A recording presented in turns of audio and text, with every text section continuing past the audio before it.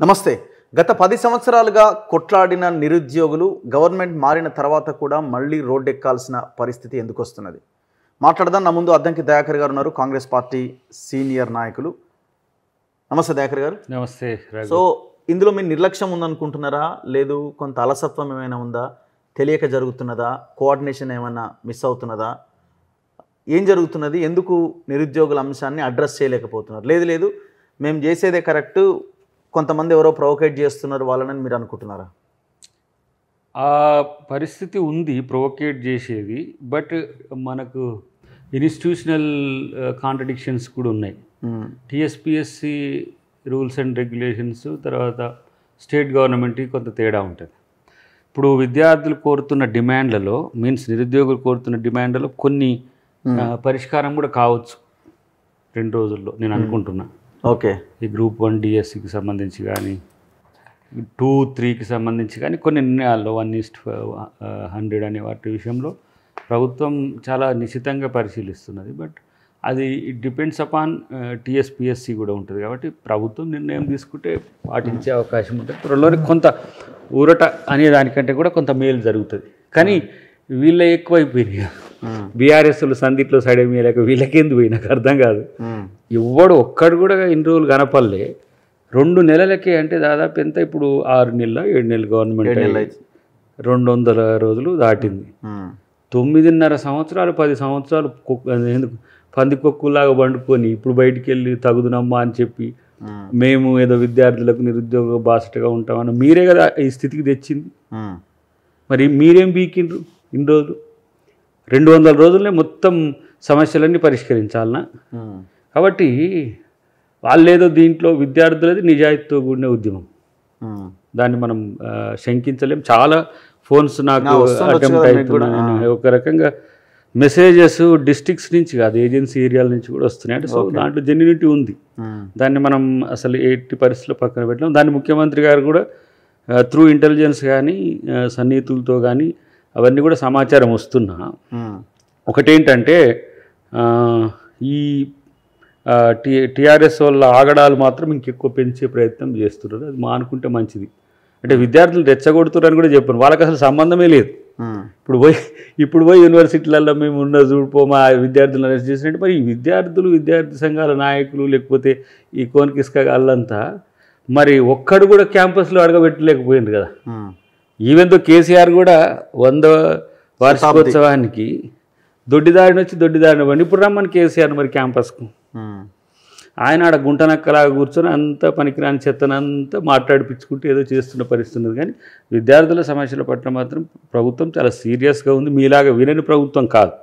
తర్వాత వాళ్ళు కోరే న్యాయమైన డిమాండ్లలో కంపల్సరీ చేంజెస్ ఉండే అవకాశం చాలా ఎక్కువ ఉంది నాకున్న సమాచారం మేరకు. అంటే నిన్న రేవంత్ మాట్లాడిన తర్వాత కొంత ఎక్కడో క్లారిటీ మిస్ అవుతున్నట్టున్నది. దాన్ని వాళ్ళ బీఆర్ఎస్ కూడా పెద్ద ఎత్తున కౌంటర్ చేస్తున్నది. నిరుద్యోగులు కృత్రిమ ఉద్యమం అని, లేకపోతే సన్నాసులు అని అన్నాడు. అది ఎట్లా అని, అంటే వీళ్ళు చేయించే కొంతమంది వ్యక్తులు వీళ్ళు చేసేటోళ్ళు. బీఆర్ఎస్ వాళ్ళు కూడా ఆల్టర్నేట్ సంథింగ్ ఏదో ఒక ఫైట్ లాగా నిన్న దిష్టిబొమ్మ తగలబెట్టిరు. ఇదంతా ఏదో నడుస్తున్నది. ఇప్పుడు వాళ్ళు చేసేదాన్ని మేము పట్టించుకోవాల్సిన అవసరం లేదు, విద్యార్థులు చేసేదాన్ని పట్టించుకోవాలి. రియల్గా అశోక్ నగర్లను, లేకపోతే లైబ్రరీలను, ఉస్మాన్ యూనివర్సిటీలను, లేకపోతే వివిధ జిల్లాలకు సంబంధించిన వాళ్ళు చేస్తున్న నిరసన, లేదంటే చెప్తున్న వివిధ రూపాల్లో ఫార్మేట్లు కూడా వాళ్ళు పాపం యూట్యూబ్ను, తర్వాత మీలాంటి మీడియాను, తర్వాత ఏంది మన దీని పేరేంది వాట్సాప్తో ఒక మూమెంట్ కూడా చేస్తుంటారు వాళ్ళు. సేమ్ అదే తరహా మెసేజ్ అటు ఇటుగా వస్తున్నది. అంటే ఏంది, వాళ్ళందరూ కలిసి ఒక అనుకున్నారు డిఎస్సి విషయంలో ఇట్లా ఉండాలి అనేది. అయితే గ్రూప్స్ రాసేవాళ్ళు డిఎస్సి రాస్తారు, డిఎస్సి రాసేవాళ్ళు ఇతర ఎగ్జామ్స్ కూడా ఉన్నాయి. కంప్లీట్ అయిన వాళ్ళంతా ఆటోమేటిక్గా ఆల్మోస్ట్ అన్ని ఎగ్జామ్స్ రాస్తుంటారు. సో అవి ప్రభుత్వం దృష్టికి రాలేదనేది ఏం లేదు, నిర్ణయం తీసుకుంటారు కూడా. కానీ ఇప్పుడు ఏదో హాల్ టికెట్స్ కూడా వస్తున్నాయి, కొంచెం సీరియస్గా తీసుకోండి అని రిక్వెస్ట్ వస్తున్నాయి. సమ్ టైమ్స్ వాళ్ళు ఇలాంటి టైంలో మీలాంటి వాళ్ళు స్పందించాలనే సందర్భం వచ్చినప్పుడు ఆ విషయాన్ని ముఖ్యమంత్రి గారి వరకు కూడా చేరవేసే ప్రయత్నం చేస్తున్నాం. త్వరలోనే నిర్ణయాలు వస్తాయని నేను అనుకుంటున్నాను. ఇప్పుడు 18th డిఎస్సి ఎగ్జామ్ ఉన్నట్టుంది. సో ఇవాళ మనం ఆల్మోస్ట్ 9th రోజు ఉన్నాం, అంటే ఇంకొక మధ్యలో 8 రోజుల సమయం ఉంది. టైం మంచిగానే ఉంది, ఏ నిర్ణయం తీసుకోవడం చేయాలనుకుంటే ఇమీడియట్గా కూడా చేసే సమస్య. కానీ ఆ దిశగా ఆలోచన ఉందా అని కనీసం? అరే ఇప్పుడు ఈ సమాచారాన్ని పట్టుకొని వాళ్ళు వీళ్ళే మాట్లాడగలేంది, ప్రభుత్వానికి ఆ సమాచారం ఉండదని మనం ఎట్లా అనుకుంటాం. సో దాన్ని ఇంకా ఒకవేళ ఈరోజు రేపు కనుక కలిస్తే మేము కూడా ఆ విషయం మీద ఒక క్లారిటీ ఇచ్చే ప్రయత్నం చేస్తాం. ఇప్పటికీ ఒక చర్చ జరిగింది, దాన్ని హోల్డ్లో పెట్టడం జరిగింది, ఆ నిర్ణయం కూడా వస్తుంది. అది వచ్చే ముందు ఇది మేము చేయబట్టి వచ్చిందని చెప్పుకోవడానికి కండువాలు వేసుకొని తిరుగుతున్న మన వాళ్ళని చూస్తే కొంచెం నవ్వు వస్తుంది. సో విని ఉంటారు మీరు, ఇంతకుముందు ప్రెస్ మీట్ పెట్టి బీఆర్ఎస్ లీడర్లు కిషోర్ ప్రెస్ మీట్ పెట్టిండు, అవును, అరే రేవంత్ రెడ్డి అని కూడా ఆయన ఇక వాళ్ళ పాపం ఇప్పుడు స్పందిస్తున్నట్టు. మనోడు ఏంటంటే ఓడిపోయిన ఫ్రస్ట్రేషన్లో ఉన్నాడు, కేసీఆర్ కంటే ఎక్కువ ఉన్నట్టుంది. అది ప్రభుత్వంగా మేము మాట్లాడలేము. కానీ రెండవది ఏంటంటే వీళ్ళందరూ కూడా అప్పుడు కిమ్ అనుకుంటా గుంటనక్కల్లాగానే ఉన్నారు కదా వీళ్ళు కూడా. ఇప్పుడు తాను కానీ సుమన్ కానీ ఇంకెవరు విద్యార్థి సంఘాల వాళ్ళు ఉన్నారు కదా, వాళ్ళు ఏ రోజులో కూడా మాట్లాడలే. ఇప్పుడు మొన్న మేము ఏంటిది అది జంగ్ సైరని పెట్టినప్పుడు మొత్తం శ్రీకాంతాచారి విగ్రహం దగ్గర ఎట్లా జరిగింది, మల్లురవి గారితో పాటు చాలామంది విద్యార్థి సంఘాల నాయకుల్ని, అదే కదా వీళ్ళని ఓడగొట్టింది. ఇప్పుడు ఏదో ఇప్పుడు దాన్ని పెట్టేస్తే ప్రభుత్వం మీద వ్యతిరేకత వస్తుంది కాబట్టి దాన్ని పట్టుకుందామని ఇప్పుడు నిర్ణయాలు తీసుకునే ముందు వీళ్ళు మాట్లాడింది అనుకోండి, అబ్బా టీఆర్ఎస్ కొట్లాడింది కాంగ్రెస్ నిర్ణయం తీసుకుంది అంటానికి ఏదో ఉప్పందిన సమాచారంతో స్పందిస్తున్నట్టు. కానీ దాన్ని పెద్దగా స్పందించాల్సిన అవసరం లేదు. ఫస్ట్ మీవన్నీ బయటికి రమ్మని, ఎవరిని, కేసీఆర్ అడ్రస్ లేడు, అసెంబ్లీకి వచ్చేది లేదు, ఏమంటారు తలాతో కలిగిన పార్టీకి తలకాయ లేని వాళ్ళంతా మాట్లాడేదానికి మనం పెద్దగా సమాధానం చెప్పాల్సిన అవసరం ఉండదు. డెఫినెట్గా నేను విద్యార్థి సంఘాల నాయకులే కాదు, న్యూట్రలిస్టులు కూడా వస్తున్నది. ఆ విషయాల పట్ల మీరు ఏదో విద్యార్థి సంఘాలని కొంతమంది ప్రేరేపిస్తున్నట్టు అనుకుంటున్నారు సార్, కొంచెం అట్లా అది కాదు. వాటిని మనం డెఫినెట్గా అడ్రస్ చేయాల్సిందే. దాన్ని నేనేమంటున్నా అంటే ఇప్పుడు వీళ్ళను మనోడి పేరు కిషోర్ వీళ్ళందరూ ఒక రిప్రజెంటేషన్ ఇవ్వాలండి ముఖ్యమంత్రి గారు. మీరు అంతెందుకు మొన్న సిటీ కాలేజ్లో నైట్ అంటున్నారు పాపం పిల్లలంతా, ఒకరిద్దరు బీఆర్ఎస్ నాయకులు లోపలికి పోయడానికి ప్రయత్నం చేసిరట. ఫస్ట్ మీరు ఇంటి నుంచి వెళ్ళిపోరని ఎలగొట్టిరట వాళ్ళని. అంతే నేను చెప్తున్నా, అంటే వాళ్ళకు క్లారిటీ ఉంది, అనవసరంగా వీళ్ళని దగ్గర తీయడం వల్ల సమాజం అంతా తప్పుగా భావిస్తుంది అని వాళ్ళని పక్కగా నెట్టేస్తున్నారు. సర్వనాశనం చేసిన తర్వాత ఏమంటారు కదా 1000 ఏనుగులు 1000 ఏదో తిన్న రాబందు వచ్చి ఏదో ప్రేమ పాఠాలు వాడినట్టు ఇప్పుడు వచ్చి విద్యార్థుల పక్షాన మేము కొట్లాడతాము, అది చేస్తాం ఇది చేస్తాం అంటే నాశనం చేసిందే సిస్టమ్ను వాళ్ళు. ఇప్పటికి నిర్ణయాలు తీసుకోవాల్సిన అంశంలో ఇప్పుడు వాళ్ళు మోడాలిటీస్ క్రియేట్ చేసింది కదా 1:50. భట్టి గారు ఆ రోజు అసెంబ్లీలో అడిగింది కదా 1:100 చేయమని, మళ్ళీ ఇప్పుడు వాళ్ళే 1:100 చేయమని చెప్పేసి అంటున్నారు. విద్యార్థులు అడుగుతున్నది ఓకే, మరి మీరెందుకు 1:100 చేయలేదని అంటే సమస్య లేదు. డిఎస్సి వాళ్ళు ఎందుకు వేయలేకపోయినారు, మెగా డిఎస్సి లాంటిది వాళ్ళు ఎందుకు వేయలేకపోయినారు. వేసిన దానికి అడ్డంకులు సృష్టించాలి, దాన్ని ఈ విధంగా మేము రాజకీయ లబ్ధి చేకూర్చుకోవాలనే అంశాల పట్ల కాంగ్రెస్ పార్టీకి ఒక అవగాహన వాళ్ళను ఉద్దేశించి అన్నది రేవంత్ రెడ్డి గారు. ఏంటంటే మీరిద్దరు దీక్ష చేయరు, మీరిద్దరు దీక్ష చేస్తే తెలుస్తుంది. వాళ్ళు అంటున్నారు కదా టీఆర్ఎస్ వాళ్ళు సంపదామని ప్రయత్నం చేస్తున్నారు, అంటే చచ్చిపోవాలని కోరుకుంటారు. ఎవరు చచ్చిపోతారు, కేటీఆర్ కేసీఆర్ చచ్చిపోలేదు, మీరేట చచ్చిపోతారా ఆయన. ఆ రోజున అన్ని సమస్యలు ఉన్నా కేసీఆర్నే బతికిచ్చినాం, కాంగ్రెస్ పార్టీ కదా, మిమ్మల్ని ఏం దావనీయం లేండి, మీరు చేయండి వాళ్ళ పక్షాన. పాపం మోతిలాల్ అని తమ్ముడు చేసినప్పుడు అందరికి ఒక ఆలోచన వచ్చింది డెఫినెట్గా. కాకపోతే లాస్ట్ రిజార్ట్ని ఫస్ట్గా వాడుకున్నాడు ఏమో అనిపించింది నాకు. ఒక అంచెల వారిగా మూమెంట్ చేయాల్సిన అవసరం, అసలు మీరు మూమెంట్ కూడా ఎవరో చెప్పితే చేయాల్సిన అవసరం లేదు. నేరుగా ఇప్పుడు చాలామంది విద్యార్థి సంఘాల నాయకులన్నా సీఎం గారిని కల్పించండి అంటే వచ్చిన తర్వాత సమస్యలు క్రియేట్ కాకుండా ఉండడానికి ముందస్తుగానే కొన్ని నిర్ణయాలు తీసుకొని ఉంచితే అన్ని విద్యార్థి సంఘాలను లేకపోతే రెస్పాండెంట్ స్టేక్ హోల్డర్స్ మనం పిలిచి మాట్లాడుకునే అవకాశం ఉంటుంది. కానీ ఇప్పుడు ఏమంటే జూలై 15th తర్వాతనో జూలై మంత్ ఎండో మనం జాబ్ క్యాలెండర్ ఇవ్వాలి. దాంట్లో ఈ జాబ్లను పెట్టి 0 అని పెడితే ఏం బాగుంటుంది. ఇప్పుడు కొన్ని పోస్టులు మిగిలినవి దాంట్లో కలపండి అని అంటున్నారు, మళ్ళీ మనం రేపు 0 చూపించాలి దాంట్లో, జాబ్ క్యాలెండర్ వేసి అని మళ్ళీ 0 చూపించింది వీళ్ళే అంటారు. ఇప్పుడు ఉన్న వాటిని ఇట్లా కంటిన్యూ చేసుకుంటే నెక్స్ట్ ఇమ్మీడియట్గా వస్తున్నాయి ఎవరైతే అవకాశాలు రారో. ఇప్పుడు 1:100లో ఏంటంటే ఎక్స్టెండెడ్గా అవకాశం వాళ్ళు ఎగ్జామ్స్ రాసుకోవడానికి. ఇప్పుడు ఈ ఎగ్జామ్తోనే ఫైనల్ అయ్యేది కాదు కదా, ఇంకో టూ టైర్ ఎగ్జామ్స్ ఉంటాయి ఫైనల్ చేయడానికి. కాబట్టి మాకు అవకాశం అని ఇవ్వండి అనే దాంట్లో కొంత న్యాయం ధర్మం కనిపిస్తున్నది. కానీ అసలే ఇప్పుడు మనం ఎక్స్టెండ్ చేసినాం అనుకోండి, ఎక్స్ కోర్టుకు పోతే దాన్ని ఏం చేస్తారంటే మళ్ళీ ఒక 45 days అన్న మినిమం ఎక్స్టెండ్ చేస్తే సీరియస్గా చదివే కొంతమంది విద్యార్థుల నుంచి సార్ మేము ఇన్ని రోజులు చదువుకున్నాం మళ్ళీ మమ్మల్ని అన్యాయం చేయకుండా ఇట్లా వస్తున్నాయి. సో ఇది సెన్సిటివ్, ఒక కత్తికి 2 వైపులా ఎట్లా పదునున్నదో డబుల్ ఎడ్జ్డ్ ఇష్యూ ఇది. కాబట్టి కొంచెం సామరస్యపూర్వకంగా ఎక్కువ విద్యార్థులకు నిరుద్యోగులకు ఉపయోగకరంగా ఉండే నిర్ణయమే ఉంటుంది. కాబట్టి నేనేమంటున్నానంటే వీళ్ళను ఏమంటాము, మన బీఆర్ఎస్ వాళ్ళను ఫస్ట్ మీ నాయకుడిని బయటకు వచ్చి ఏదో ఒకటి మాట్లాడమనండి. మీరు ఎవరు చెప్తే మాట్లాడుతారో నాకు తెలియదు, కానీ వాళ్ళిద్దరు పోయా బీజేపీ కాడ కూర్చుందని చర్చ వస్తున్నాయి ఢిల్లీలో. సార్ ఎట్లా సేవ్ చేయండి సార్ అని. మీరు 0 వచ్చిన దాని మీద రికన్సిలియేషన్ లేదు. ఇప్పుడు బీజేపీ దగ్గర పోయి మోకరిల్లి మమ్మల్ని ఎట్లా సేవ్ చేయండి అనుకుంటే తిరుగుకుంటే మళ్ళీ ఈడనేమో ఏదో తరహా కొత్త నాటకానికి తెరలేకుండా విద్యార్థుల సమస్యలు నిరుద్యోగుల సమస్యలు డెఫినెట్గా ప్రభుత్వం అయితే సావధానంగా వింటుందనే మాట అర్థం చేసుకోవాలని విజ్ఞప్తి. ఎందుకంటే ఇప్పుడు చాలామంది కూడా ఇప్పుడు మన వెంకట్ కానీ కోదండరామ్ గారు కానీ ఇంకెవరైనా మాట్లాడితే ఆల్మోస్ట్ ఆల్ వాళ్ళ మీద ఒక రకమైన నెగిటివ్ మూమెంట్ స్టార్ట్ అయింది. సో మేము మాట్లాడలేక కాదు, కానీ ప్రభుత్వ విధానం అనేది నిర్ణయం తీసుకోకముందు మేము హామీలు ఇచ్చే అవకాశం ఉండదు. ఇప్పుడు ఒకవేళ నేను part and parcel of the government అయ్యి డిఫరెంట్, నేను ఎంత మేరకు మేము ఉన్న సమస్యల్ని వారికి చెప్పగలం. ఇప్పుడు మీరు మాట్లాడారు అనుకోండి, మీది అడుగుతారు, ఇక మీరేంది కన్సర్న్ ఏంది మీరు అని అడుగుతారు. ఇప్పుడు మందకృష్ణ గారు ఇదొక పెద్ద పంచాయతీ వచ్చింది. సరే అది వేరు. అయితే అడిగితే అడగండి, నిలదీస్తే నిలదీయండి. మమ్మల్ని కూడా అనే పరిస్థితి వస్తే మీరేం చేస్తారు దయాకర్ గారు అంటే, లేకపోతే దయాకర్ మీరేం చేస్తారు అని నేనేం పెద్దగా దానికని. ఇప్పుడు మమ్మల్ని అనేది కూడా త్రూ ప్రాపర్ ఛానల్స్ పోతూనే ఉంటుంది కదా, ఇప్పుడు మీడియాతో పోతుంటుంది అన్ని రకాల. దానికి మమ్మల్ని వినియోగించుకోవాలనే వినియోగించుకోండి, అదేం పెద్ద సమస్య కాదు.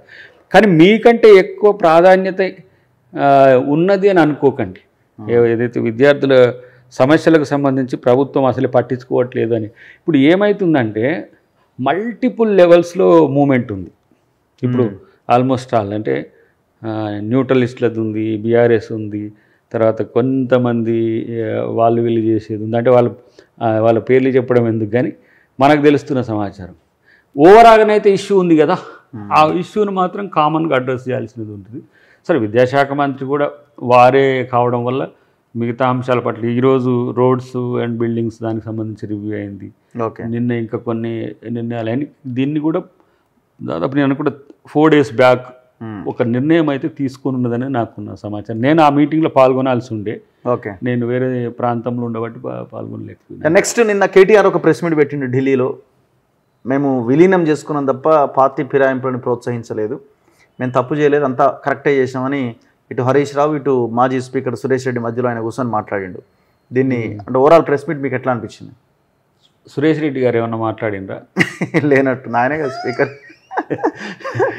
అంటే పిల్లి అటికల తలకాయ పెట్టి పాలు దాక్కుంటా నన్ను ఎవ్వరు చూస్తలేరా అనుకుంటుంది. దానికి మాత్రమే పాలు కనపడితే ఇంకెవ్వరికి. కానీ ఇది చేస్తున్న పని ఏందో సమాజం అంతా చూసింది కదా.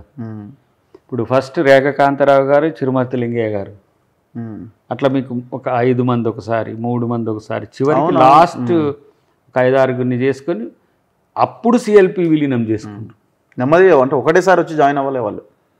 నేను అందుకని నేను ముఖ్యమంత్రి గారు అంత సీరియస్గా అన్నది ఎందుకు, ఈ నొప్పి ఏందో ఇప్పుడు అర్థమవుతుందా అంటే, పార్టీని ఇతర పార్టీలను డిస్ట్రాక్ట్ చేయడానికి మీకున్న నిర్లజ్జగా మీరు చేసిన విధానము మీకు ఇప్పుడు అర్థం కావాలి. ఇదేదో చేయాలని చేస్తున్నది కాదు, మీరేదో చేస్తారని చేస్తున్నది కూడా కాదు. కేటీఆర్ కూడా అన్నాడు, మన ఆడియో వింటారా మీరు ఒకసారి? పెద్ద నాయకులు కేశవరావు గారు, కడియం శ్రీహరి గారు ఇలా జారుకుంటున్న సమయంలో 15 అన్ని అనుభవించి పోయేటప్పుడు మాత్రం 2 రాళ్ళు పోతారు. చాలా విచిత్రంగా అనిపిస్తుంది కొంతమంది మాట్లాడుతూ ఉంటే. కానీ కొంతమంది పవర్ బ్రోకర్లు, కొంతమంది నాయకులు ఈ పార్టీని వదిలిపెట్టిపోతా ఉన్నారు. ఈ టైంలో పార్టీకి ద్రోహం చేసిన వాళ్ళు కన్న తల్లికి ద్రోహం చేసినట్టుగా భావించాల్సి ఉంటుంది. దేశవ్యాప్తంగా మీ పార్టీ వాళ్ళ మీద మీ ఆకర్షణ తక్కువైపోయి మిమ్మల్ని వదిలిపెట్టి బయటకు వస్తే మామూలు నిందించారు ఎందుకండి? మీకు మీరు కంట్రోల్ చేసుకోవాలి తప్ప ఇతరుల మీద పడేయడం కరెక్ట్ కాదు అధ్యక్ష. గతంలో మీరు కాపాడుకోవాలి తప్ప మీకు ఆకర్షణ ఉంటే, మీకు నాయకత్వ పట్ల ఉంటే ఎందుకు వదులుతారండి? ప్రతిదానికి ఇదేదో పెద్ద భయంకరమైన తప్పు జరిగినట్టు, రాష్ట్రంలో అన్యాయం జరిగిపోయినట్టు. మీకు అన్యాయం జరిగినమాట వాస్తవం, మేమేం చేయమండి? మీరు కాపాడుకోలేని శక్తి ఉంటే మిమ్మల్ని మీ సభ్యులు డిజైర్ చేస్తే మేమేం చేయాలి? దానికి ఏముందండి? నాకు అర్థం కాదు. మా మీద పడేయడం వాళ్ళిద్దరిని కేసీఆర్ కాడికి పంపి మంచిగా సమాధానం చెప్పి పంపిస్తాడు. ఇంకొకటి ఏంటంటే, నేను ఫస్ట్ కేసీఆర్ గారు మీరు రాజకీయంగా బతకండి, పార్టీని బతికించుకోండి, లేకపోతే మిమ్మల్ని బీజేపీ తినేస్తుంది.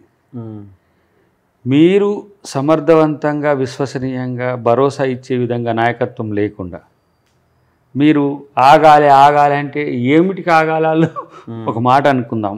ఒక పెద్ద ఆయన పోయిండట, ఆ రోజు మొత్తం ఆయనతో చర్చ పెట్టి మరి ఎట్లయినా మనం పార్టీని కాపాడుకోవాలంటే, సరే మీరు కొంచెం బయటికి రావాలి సార్, మీరు వస్తే పార్టీ ఆగుతుందంటే, కంపల్సరీ వస్తా అంటే, అట్లయితే కొట్లాడదాం సార్, ఎంతవరకైనా చూసుకుందాం, నేనుంటా అని చెప్పి గట్టిగా అన్నాడు. ఒక 2 రోజుల తర్వాత సప్పుడు లేదు. అంటే ఏదో సమాచారం ఉంది. నెక్స్ట్ వచ్చి కాంగ్రెస్ పార్టీతో చర్చలు జరిగినాయి. నిన్నటి దానిక ఇట్లా నాకు అక్కడ గుర్తురు ఇవన్నీ చెప్పిండు అని అంటే ప్రచారం అంటే నమ్మకం ఇచ్చే నాయకత్వం కనిపించడం లేదు. వీళ్ళిద్దరేమో అక్కన్న మాదన్న లెక్క ఉన్నారు ఏది ముందు, ఇప్పుడేమో సన్నాసిరామ గారి లెక్క తిరుగుతూ ఉన్నారు. వీళ్ళకు వాళ్ళ మామ చెప్పింది అర్థం కావట్లే, వాళ్ళ మామ కోసం వాళ్ళు చేసింది, హరీష్ చేసింది దొరకలే, వాళ్ళ డాడీ కొరకు ఈయన చేసింది దొరకలే. ఇప్పుడేంది, ఒకవైపు ఏమో బీజేపీ బీఆర్ఎస్ను దువ్వుతున్నది. ఒకవేళ వాళ్ళు మనిద్దరం కనుక కలిస్తే ఇంకేదన్నా అవకాశం ఉంటుంది సార్, మనం కొంతమంది కాంగ్రెస్ వాళ్ళు వస్తారు సార్ అని చెప్పి నమ్మబలికి ప్రయత్నం చేస్తున్నారు. కానీ పరిస్థితి అట్లా చూస్తే కనబడతలే. ఈ ఫ్రస్ట్రేషన్ కారణం అది. ఇంకా కొంతమంది వస్తారు బయటికి, మంచిగా ఏంది బూతు రాజాలు బయటకు వస్తారు కొంతమంది, మళ్ళీ మొదలవుతుంది. కానీ డెఫినెట్గా నేనేమంటున్నా అంటే, చేర్చుకోవాలనే ఉద్దేశం కంటే కూడా మీరు అంటున్న మాటల పట్ల మీకే అది తెలవాలి, ఆ పెయిన్ అనేది. ఇంకేంది ఒక 6 నెలల కంటే ఎక్కువ ఉంటుంది ఈ గవర్నమెంట్. ఇంకొక ఆయన అంటాడు ఆ కోసలు లేదా ఇది ఏమన్నా, ఇంకా మాదంటే మాకే పంచాయతీలు పెడతట్టు. దాంట్లోనే ఉన్నారు చాలామంది, వాళ్ళే కూలగొట్టు, మేమేం కూలగొట్టుడు అంటారు. ఫస్ట్ మీరు నిలబడరా నాయన. ఇప్పుడు ఒక్కసారిగా బీఆర్ఎస్ పతనం అయితే ఫైట్ బిట్వీన్ బీజేపీ అండ్ కాంగ్రెసే ఉంటుంది. అంతే కదా. ఎంపీ ఎలక్షన్స్లో ఏమైంది? అంతే ఉంటుంది. మీరు ఎంపీ ఎలక్షన్స్లో మీకు 0 ఎందుకు వచ్చిందో ఒక్కడనే చెప్తుండా మీరు? ఫస్ట్ మీరు చూసుకోకుండా. సరే, నేనైతే కేటీఆర్ ఎంత మాట్లాడితే అంత మంచిది అనిపిస్తుంది. ఎందుకంటే వాళ్ళు యాక్చువల్లీ ఈ పాయింట్ మీద వాళ్ళు మాట్లాడడానికి ఇదే లేదు, బేసిక్గా సైలెంట్గానే ఉండాలి. నేను చెప్తున్నా నాకున్న సమాచారం, బడ్జెటరీ పోస్టులకు కనుక ఫినాన్స్ డిపార్ట్మెంట్ నుంచి మనకు అంటే పర్మిషన్ ఉంటే ఎవ్రీ ఇయర్ నాకు తెలిసి 35,000 to 40,000 ఎంప్లాయ్మెంట్ మనం కల్పించవచ్చు. అది కూర్చోవాలి బట్టి గారితో, అంటే ఏ తరహా సపోర్ట్ బడ్జెట్ నుంచి ఉంటుంది అని. వీళ్ళు ఏం చేసిందంటే, ఒక 2 లక్షల పైచిలకు ఉద్యోగాలను ఈ 10 సంవత్సరాల్లో ప్రతి ఇయర్ 10,000, 15,000, 20,000 పెండింగ్ పెట్టుకుంటూ వచ్చిండ్రు. అది సీజ్ అవుతుంది బడ్జెట్. దీన్ని ఆల్టర్ చేస్తాం మనం ఇంకో పథకాలకు, నీళ్ళకనో ఇంకో వాటికనో. ఇప్పుడు మనం పోస్టులు వేస్తున్నామంటే అలొకేషన్ ఇవ్వాలి. ఇప్పుడు మళ్ళీ ఎక్స్పాండెడ్ బడ్జెట్ మోడ్ ఉంటుంది కదా ఇప్పుడు జరగబోయే సమావేశాల్లో, దాన్ని పెంచుకోవాలి. ఇది ఉద్యోగులకు సంబంధించిన నిర్వహణ వ్యయంలో దాన్ని పెంచాల్సిన అవసరం, అది లేకుండా చేయలేం. మళ్ళీ ఇప్పుడు మీరు ఎంత నీళ్ళ కోసం కేటాయిస్తారో అంతే ఖర్చు పెట్టాల్సి వస్తుంది. సో వీళ్ళు చాలా టెక్నికల్గా ఎంత కాన్స్పరసీ అంటే, టీచర్ల ఉద్యోగాలు బంద్ చేసిండ్రు, అసలు సీజ్ చేసిండ్రు వాళ్ళు. స్కూల్స్ టీచర్ స్టూడెంట్ రేషియో ఉండాలి కాబట్టి ఏం చేసిండ్రు, స్కూల్స్నే మర్జ్ చేసిండ్రు. మనమేంది 12 మంది ఉన్న దగ్గర ఒక టీచర్ కూడా పెట్టిన రాజశేఖర రెడ్డి గారు అప్పటి నుంచి గుట్టల మీదకి 2-3 చదువుకున్నా కూడా టీచర్ 3 రోజులు పోయి, ఒక టీచర్ 3 రోజులు ఇట్లా చేసినాం. వీళ్ళు ఇవన్నీ ఎందుకు, మొత్తం తీసిపడేయండి, ఆయన ఇంకో స్కూల్లో వేసేయండి, ఆ గుట్ట కింద స్కూళ్ళల్లో వేసేయండి అని చెప్పేసి మొత్తం 4,000 పైచిలకు స్కూలు ఈ రోజు మర్జ్ చేసిండ్రు. టీచర్ పోస్టులు వేయడానికి వీలు లేకుండా ఇప్పుడు మనం మళ్ళీ వాటిని స్కూల్స్ని పెంచాలి, స్టాఫింగ్ పెంచాలి, అంటే టీచర్స్ తర్వాత స్టూడెంట్ రేషియోని పెంచాల్సిన అవసరం ఉంది. ఇప్పుడు దానికి నియోజకవర్గాల్లో ఇంటర్నేషనల్ స్కూల్స్ ఒకటైతే గురుకులాలను మళ్ళీ ఇంకా ఎక్స్పాండెడ్ మోడ్లో పెంచి ఇప్పుడు అపాయింట్ అవుతున్న టీచర్లకు స్కూల్స్ కూడా ఇవ్వాలి.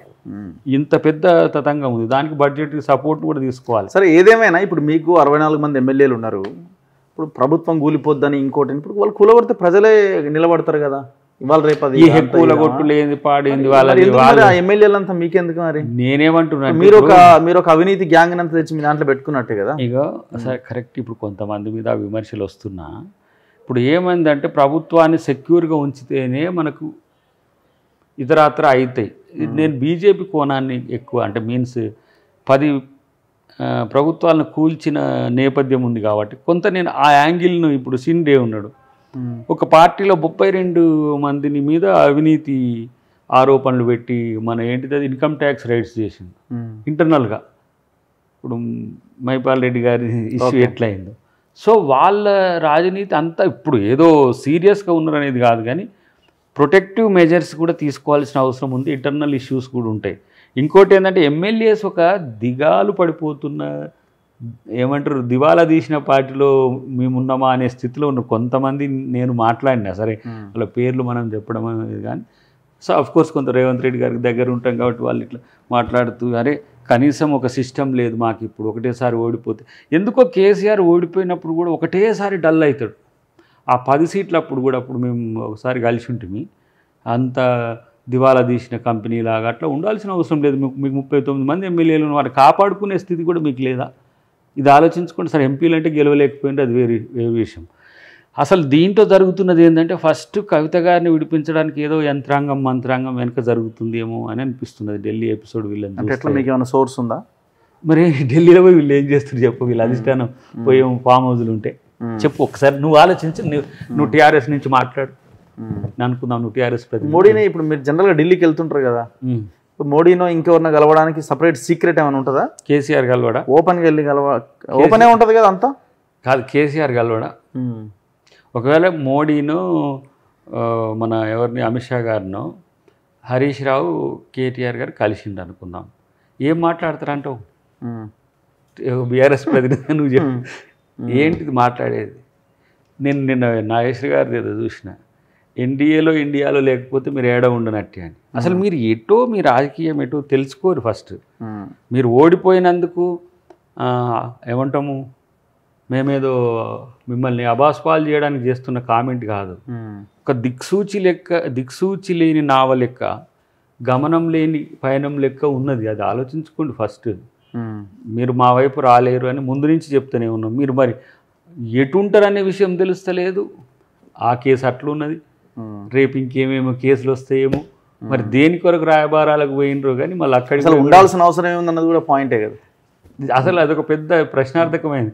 మళ్ళీ కొన్ని రోజులు భారత రాష్ట్ర సమితిని మేము తెలంగాణ రాష్ట్ర సమితిగా మార్చాం, చేసేది ఏం లేదు, దానివల్ల మాకేం నష్టం జరగలేదు అంటుండగా.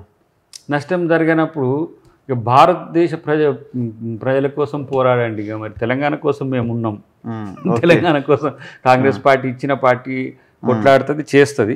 బట్ ఈ అసందర్భంగా మీరు చేస్తున్న ఏవైతే ఉద్యమ రీతులు ఉన్నాయో గతంలో మీరు చేసిన వాటికి కొట్టివేతగా ఉన్నాయి.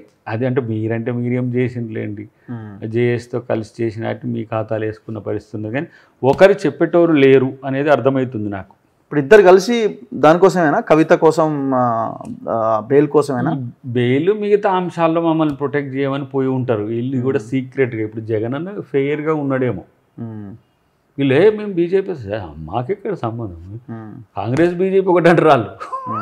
సో ఆ పరిస్థితిలో ఉన్నారు. అసలు రాజకీయంగా ఒక దిశను ఎంచుకోవడంలో ఫెయిల్ అవుతున్నారా, లేకపోతే ప్రతిపక్షంగానన్నా నిజాయితీగా ఈ ప్రాంతానికి చెందిన పార్టీగానన్నా సురేష్ రెడ్డి ఎందుకు పోతాడు ఢిల్లీకి? ఫిరాయింపుల మీదనే పోయిర్రేమో అడ్వకేట్లు. ఆయన ఇప్పుడు రాజ్యసభ మెంబర్ కదా, రాజ్యసభ మెంబర్, స్పీకర్ రూల్స్ తెలుసు తనకు, కొంత అకాడమిక్ కూడా అడ్వకసీ కూడా ఉన్నట్టుంది. తను టీఆర్ఎస్ ఎల్పీ లీడర్ అనుకుంటాను, టీఆర్ఎస్ ఎల్పీ లీడర్. తర్వాత లోక్సభ, రాజ్యసభలో. సో ఏదున్నా ఇంకా మనోడు కూడా ఉన్నట్టుంది, ఎవరు గాయత్రి రవి కూడా ఇది మధ్య చేసింది. కేకే గారు పోయినాక వాళ్ళకి నిజంగా కూడా అక్కడ ఒక పట్టు లేని పరిస్థితి అయితే వచ్చింది. కానీ రాజకీయాలు ఒక ఎత్తు, వాళ్ళ రాజకీయ పక్షం ప్రజలతో నిలబడి కొట్లాడితే, లేకపోతే ప్రజల కోసం కొట్లాడితే, నిజాయితీగా కొట్లాడితే రేపు వస్తుందని ఆశతో కొట్లాడండి. కానీ పెసిమిస్ట్గా కాంగ్రెస్ అధికారంలోకి వచ్చింది కాబట్టి అది నిరుద్యోగులు మాకు వ్యతిరేకంగా పనిచేసింది కాబట్టి కాంగ్రెస్కి మేము వీళ్ళని వ్యతిరేకం చేస్తామనే గుడ్డి ఉద్యమాలు వద్దు. డెఫినెట్గా నేను ఏమంటున్నా అంటే ఎవరినైనా సరే హరీష్ రావు గారితో పాటు కేసీఆర్ గారు, కేటీఆర్ గారు కానీ, మనోడు ఇప్పుడు కిషోర్ కానీ, సుమన్ కానీ, ఇంకెవరన్నా మీరు ఒక ఒక ఒక స్పెసిఫిక్ కాజ్తో ఇది ఉన్నదని చెప్పేసి ప్రభుత్వ పెద్దలను కూడా కలవచ్చు. ఏం నష్టం మీకు? ఊకనే కూర్చొని మీడియాలో కూర్చొని మాట్లాడడం వల్ల సమస్యలు మీకు తెలిసి కాంగ్రెస్ పార్టీకో ప్రభుత్వానికో తెలియదు అనుకోవడం మీ గుడ్డి ఆలోచన. అన్నిటికంటే ముఖ్యంగా నేనేమంటా అంటే కేటీఆర్ ఇప్పుడు అఫ్కోర్స్ సంథింగ్ కేసీఆర్ తర్వాత తను ఒక లీడింగ్ రోల్కి వస్తుండని అనుకుందాం. అది హరీష్కి నచ్చినా నచ్చకపోయినా మీరంతా కూర్చొని ఏం చేయాలనే దాని పట్ల కూడా మీకు స్పష్టత లేదు. ఇప్పుడు మమ్మల్ని ఇంతకుముందు అనేది కాంగ్రెస్లో ఎక్స్ ఒక మాట్లాడితే వై ఒకటి మాట్లాడితే జెడ్ ఒకటి మాట్లాడుతుండని. ఇప్పుడు మీరు కూడా అసలు మీరేం మాట్లాడుతున్నారో మీకు అర్థం కాని స్థితి వచ్చిందనేది నా అభిప్రాయం. సరే, బీజేపీతో సఖ్యతతో ఉండాలనే కాంప్రహెన్సివ్ ఐడియా అయితే వచ్చినట్టుగా అనిపిస్తుంది నాకైతే. ఎందుకు ఇప్పుడు బీజేపీకి కూడా బీఆర్ఎస్ఏ ఉండొద్దనే అనుకుంటారు కదా వాళ్ళు. మీతో డైరెక్ట్ ఫైట్లోకి వెళ్తే ఆపోజిషన్ పార్టీలోకి వస్తారు కదా వాళ్ళు. అంటే వీళ్ళని దినాలుగా 39 మందిలో కొన్ని దినాలు కదా. ఇప్పుడు మీ దగ్గరికి వాళ్ళంతా వస్తున్న వాళ్ళు సైలెంట్గానే ఉన్నారు కదా. కానీ అండి కాగల కార్యం అవుతున్నది, ఎందుకు మనం దీంట్లో తలదూర్చడం అని వాళ్ళు సైలెంట్గానే ఉన్నారు కదా. కానీ ఇప్పుడు దాన్నే ప్రొటెక్ట్ చేయమని కూడా పోతారేమో, అట్లా కూడా ఉంటుంది.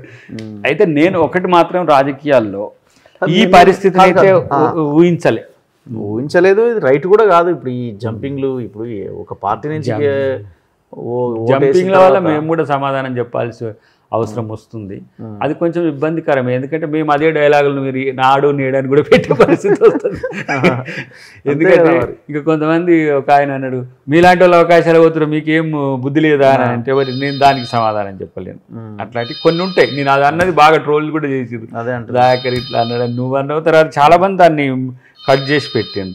పొలిటికల్ ఎథిక్స్ విషయంలో రాజకీయ పక్షాలు ఎవరు కూడా ప్రశ్నించే గొంతులమని చెప్పే అవకాశాన్ని కోల్పోతున్నామేమో. అది నువ్వు చేసిందే నేను చేసిన, నేను చేసిందే నువ్వు చేసిన అని చెప్పుకోవడానికి ఉపయోగపడేది తప్పితే మరొకటి కాదని అనిపిస్తుంది. చూడాలి. ఇది మరీ ఎక్కువ ఏం కాదనుకుంటా. కొంత మరీ కేసీఆర్ గారి మాదిరిగా అన్ని రకాల. మీరు చెప్పండి, ఇప్పుడు 26 మందిని లాగేస్తారా?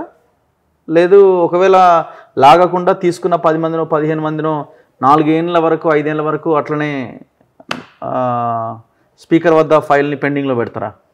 ఇది కొంచెం టఫెస్ట్ క్వశ్చన్ నాకు. నేను 26 మంది అన్నా కూడా 10th క్లాస్ అయితే నువ్వు పీజీ క్వశ్చన్ అడుగుతున్నావు. అంటే విధానపర నిర్ణయాల్లో నేను లేను కదా, అది చెప్పలేము. అది చాలా 5 years వరకు ఇది ఇట్లే కంటిన్యూ చేసినాం అనుకోండి. కంటిన్యూ చేస్తే అది ఎప్పుడు విమర్శ ఎదుర్కొంటూనే ఉండాలి. కేసీఆర్ అదే విమర్శ కూడా ఏమంటుండంటే ఒక స్పీకర్కి ఎప్పుడు ఇబ్బంది. ప్రసాద్ కుమార్ గారికి ఎప్పుడు ఇక పొడుస్తూనే ఉంటారు. ఇక కాదు, ఒక విమర్శ చేస్తూనే ఉన్నారు. ఇంకోవైపు ఆయన అట్లా చేయకపోతే వీళ్ళు ఇట్లా చేయకపోతారు కదా. సరే, అది ఎంత ఉన్నప్పటికీ మరి మీరు ఎందుకు చేస్తున్నారని కూడా అనేవాళ్ళు ఉంటారు. అట్లా కూడా ఉన్నారు. న్యూట్రల్గా ఉన్న వాళ్ళు కొంత హైదరాబాద్లో వాడు దొంగనే మీరేం చేస్తారు, మీరు అదే పని చేస్తారు అంటారు. డెఫినెట్గా దానికి సమాధానం చెప్పాల్సిందే. ఇప్పుడు హైదరాబాద్లో ఒకరోజు బీఆర్ఎస్ ఒక్క సీట్ గెలవలే. అవును. ఇలా హైదరాబాద్లో అన్ని వాళ్ళు గెలిచిండ్రు. ఎట్లా గెలిచిండ్రు? దానం నాగేంద్ర గారు ఎవరు, లేకపోతే కేకే గారు ఎవరు? పాపం ఆయన వచ్చి సిన్సియర్గా రాజీనామా చేసిండు ఆయన. ఇంకా ఇట్లా చాలామంది ముఖ్య నాయకుల్ని టీడీపీ నుంచి తీసుకున్నారు. ఇప్పుడు మీరు కనబడుతున్న ఎమ్మెల్యేలు ఎవరైనా కూడా రాజీనామా చేసి వచ్చి సలహాదారుడు అయిపోయి మీకేమో పదవి లేకపోయి చూడండి ఎట్లుంటుందో. వస్తుంది ఆయన క్యాబినెట్ హోదా. మీలాంటి గద్దర్లకు వచ్చి ఎత్తుకపోతున్నట్టు లెక్క కదా. ఇక అట్లా చేయాలనుకుంటే చాలా ఉన్నాయి. నన్నేదో స్పెషల్ ట్రీట్మెంట్ ఉందో మరి అది దీన్ని నేను పెద్దగా సీరియస్గా తీసుకోను. కానీ ఎందుకంటే దాని విషయంలో కొంత తకరారులు ఉన్నాయి, అవన్నీ తెంచుకొని వస్తున్నాం. కానీ వీళ్ళు ఎట్టి పరిస్థితులు, మీరు దివంగతుడైన మన డిఎస్ గారు కొడుకు బీజేపీలో ఒక గ్రోయింగ్ లీడరే కదా. అరవింద్ చాలా పెనిట్రేట్ అవుతున్నాయి. అయినా సరే నేను చనిపోయేటప్పుడు నా ముఖం మీద కాంగ్రెస్ కండువా ఉండాలని చెప్పేసి 1 year బ్యాక్ ఆయన వచ్చింది. అంటే వాళ్ళకు ఒక ప్రాణం లాగుతుంది కాంగ్రెస్ కల్ట్గా ఉన్న వాళ్ళకు. సో అట్లా కొంతమంది పోయిన వాళ్ళు ఇప్పుడు తిరిగి వస్తున్నారు. సరే, మొన్న భానుప్రసాద్ గారు కూడా అదే 6గురితో అప్పుడు ఆమోస్ గారితో సహా పోయిండు. మళ్ళీ దాన్ని సరిదిద్దుకునే విధంగా వచ్చినట్టుగా నాకు కనబడుతుంది. ఇట్లా కొంతమంది ఏముండదు, మళ్ళీ ఇంకోటి వస్తే వాళ్ళకి పోతారు ప్రాసెస్ లేవరు ఉండరు. ఇప్పుడు నాకు తెలిసి అయితే నేను అనుకుంటున్నాను పాయింట్ ఒకటే, ఇప్పుడు క్వశ్చన్ మార్క్ ఏంటంటే 26 మందిని లాగుతారా 10-15 దగ్గర ఆగి 5 ఏళ్ళు ఇట్లనే పొడిగిస్తారా అన్నది. 26 మంది రావడం కూడా ఈజీ ఏం కాదని నేను అనుకుంటున్నా. వాళ్ళ ఫ్యామిలీ, వాళ్ళ కమ్యూనిటీ అన్ని రకరకాలుగా ఉన్నాయి. చాలా మంది అయితే వాళ్ళే 3 ఉన్నారు. ఇప్పుడు సంజయ్ గారు వచ్చిండ్రు, వారికి ఎంత దగ్గర? చాలా దగ్గర. అలాంటి అప్పుడు రాజకీయంగా సొంత చుట్టాలే ఉంటలేరు, ఇంట్లో పుట్టిన వాళ్ళే ఉంటలేరు, సొంత చుట్టాలే. ఇప్పుడు బీజేపీ వాళ్ళు మా ఐడియాలజీ, మా సిద్ధాంతము, మేము రిజైన్ చేసి వస్తున్నాయి తీసుకుంటామని వాళ్ళు ఓ లైన్ తీసుకున్నారు కదా. అన్ని అంశాలలో అట్లా లేరు కదా. ఎంపీల విషయంలో ఇప్పుడు టీడీపీ ఎంపీల విషయంలో రాజీనామా చేస్తే పోయి గెలిచిండ్రు వాళ్ళు. మళ్ళీ రాజ్యసభకు కేకే గారు వచ్చింది అనుకో, మా పార్టీలోకి వస్తే రిజిగ్నేషన్ యాక్సెప్ట్ చేసి ఇమీడియట్గా యాక్సెప్ట్ ఆయన వైస్ చైర్మన్తో కూర్చున్నాడు. నేను మొన్న ఫ్లైట్లో వచ్చేటప్పుడు దిగటం నా ఫ్లైట్నే వచ్చింది, నేను చూడలేదు. దిగినాక వారు ఉన్నాక అమ్మ నేను మళ్ళీ ఈ ఏజ్లో నేను ఈ విమర్శలు ఎదుర్కోలేదు నాయన అని చెప్పి డిస్కస్ చేసి వచ్చిందట. నేనేమి ప్రేరేపితమైన రిజిగ్నేషన్ కాదు, డెఫినెట్గా నాకు బులెటిన్ నీడెడ్ అని చెప్తున్నాడు. అంటే అంత కమిట్మెంట్తో ఉన్నాడు. అప్పుడు పోయే రోజు కూడా కొంత బాధపడుతూనే వచ్చి, అప్పుడు మేము జేఏసీలో ఉన్నాము. బాధ ఏముంది కానీ పోయేటప్పుడు. అయితే ఒకటి మాత్రం వాస్తవం, పొలిటికల్గా సిద్ధాంతపరమైన ఆలోచనలతో ఉండి గెలిచినా ఓడిన ఒక పార్టీతో మేము ఉండాలి అనే కోరిక కమ్యూనిస్టుల మాదిరిగా మాత్రం అన్ని పార్టీలో ఉండలేదు అనేది మాత్రం వాస్తవం. రేపు పొద్దున వీళ్ళు సుప్రీంకోర్టుకి వెళ్తే, ఏదో సుప్రీంకోర్టు గతంలో జడ్జిమెంట్ ఇచ్చింది 3 నెలలలోపు తీర్పు ఇవ్వాలని ఒకటి ఏదో చెప్తున్నారు. సరే కోర్టు కనుక అంటే కొంత కోర్టులో ఆర్గ్యుమెంట్ జరిగి కొంత అది సరే స్పీకర్ నిర్ణయాల్లో ఎంతవరకు ఇన్వాల్వ్ అవుతుంది కోర్టులు అనేది అది ఇంకొక సబ్జెక్టు. రాజ్యాంగము, చట్టం ఇవన్నీ వస్తాయి. ప్రజల్లోకి ఇది కొంత ఇబ్బందికరంగా వెళ్తుంది కదా, మీకు మైనస్ అవ్వడానికి అవకాశాలు ఎక్కువ ఉంటాయి కదా ఈ డిస్కషన్ ఇంకెక్కువ జరిగినప్పుడు. ఇప్పుడు న్యాయ వ్యవస్థ మీదనైతే నాకు 100% కాన్ఫిడెన్స్ ఉన్నది. రాజ్యాంగం మీదనైతే నేనైతే ఇక రాజ్యాంగం అంటే ఇక మేము ఎట్లా కొట్లాడతామో తెలుసు, కానీ వ్యవస్థలో కొన్ని లుకానాస్ వాడుకొని మాత్రం డిలే అవుతున్నాయి. ఇప్పుడు సంపత్ కుమార్ గారు, కోమటిరెడ్డి వెంకటరెడ్డి గారి కేసు ఉంది, ఇప్పటి వరకు డిస్పోజ్ కాలేదు. ఓకే, అసలు స్పీకర్కు హౌస్ నుంచి టెర్మినేట్ చేసే హక్కు ఉందా లేదా అనే దాని దగ్గరనే సంశయం ఉన్నది. స్పీకర్ రూలింగ్ అనేది సబ్జుడిస్ కాదు, క్వాసీ జ్యుడిషియరీగా తనకు హక్కులు ఉన్నాయి, కానీ అసలే పూర్తిగా టెర్మినేట్ చేసిండు ఇద్దరి ఎమ్మెల్యేలని. అయితే దాని మీద సుప్రీంకోర్టు ఇమ్మీడియట్గా నిర్ణయం తీసుకోవాలి. ఎందుకంటే ప్రజాప్రతినిధులను ఒక రాజకీయ కక్షపూరిత చర్యగా దాన్ని చూసింది. ఇప్పుడు వీళ్ళు దాదాపు ఇప్పుడు మళ్ళీ ఎలక్షన్ అయిపోయిందిగా, మళ్ళీ కొత్తగా ఎమ్మెల్యే అయిపోయి మళ్ళీ ఎంపీ కోమటిరెడ్డి గారు చేసి మళ్ళీ ఎమ్మెల్యే అయి మంత్రి అయింది. ఇప్పటి వరకు కూడా నిర్ణయం రాలే. సో ఆ డిలేస్ ఏంది అనే విషయం పక్కన పెడితే కోర్టుకు పోయే హక్కు ఉంది. ఇప్పుడు దానం నాగేందర్ గారిది ఇమ్మీడియట్గా ఎంపీ పోటీ చేస్తే ఎమ్మెల్యే కట్ అయిపోతుందని చాలామంది అనేది. సో ఈ జ్యుడిషియరీ ప్రాసెస్లో వచ్చే డిలే వల్ల కొన్ని సమస్యలు ఉన్నాయి. సో దానివల్ల కోర్టుకు పోయి మేము చేస్తామనే దానికంటే కూడా మీరు కాపాడుకోండి, మీరు కాపాడుకుంటే మీకు మంచి జరుగుతుంది. కానీ ఒకటే ఏదో బీఆర్ఎస్ పడిపోతున్నందుకు నష్టపోతున్నందుకు బాధపడుతున్నట్టు కాదు, కానీ మీ రాజకీయ అస్తిత్వము అనేది తెలంగాణతో ముడిపడి ఉన్నదని అనుకుంటే, నిజాయితీగా తెలంగాణ కొరకు పనిచేసే ప్రభుత్వం మాది ఉంది, వీలైతే సహకరించండి. విమర్శలు కూడా ఏదో చేయాలి కాబట్టి చేసినాము, అన్నం కాబట్టి అనే దానికంటే కూడా ప్రజలు వింటారు కదా. ఇప్పుడు నీకే అనిపించలేదా ఒక మాట, వీళ్ళేంది విద్యార్థుల కొరకు కొట్లాడుతున్నారు, వీళ్ళ మీదనే మొత్తం ఉద్యమం జరిగే. అసలు తెలంగాణ ఉద్యమం అంతా నీళ్లు నిధులు నియామకాలు అయితే, తెలంగాణ వచ్చినాక ఈ 10 ఏళ్ళు నీళ్లు నిధులు కాదు, నీళ్లు నిధులే ఉన్నాయి. నియామకాల కొరకు కదా పోరాటాలు జరిగినాయి. దాంట్లోనే కదా మనం అందరం కలిసి బీఆర్ఎస్ మీద ఒత్తిడి తెస్తే విద్యార్థులంతా స్వచ్ఛందంగా వాళ్ళు గ్రామం మనం ఒక వెహికల్ ఇచ్చి తిరగమన్నా తిరగనంతటి నికార్సైన వాళ్ళ ఖర్చులు పెట్టుకొని తిరిగింది.